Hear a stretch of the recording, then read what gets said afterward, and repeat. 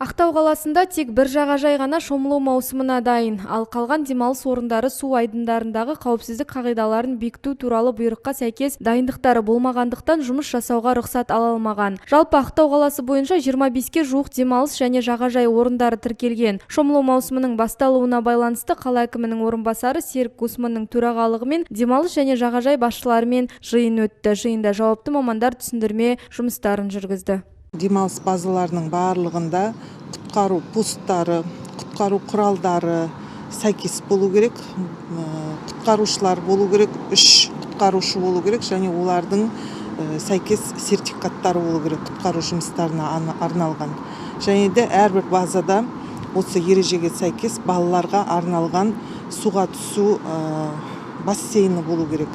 Бассейн болмаса, егерде судың жағалауы терең болмаса, сол жерді балаларға арнап, қоршап, балаларға суға түсуге арналған жер қылып белгілеу керек.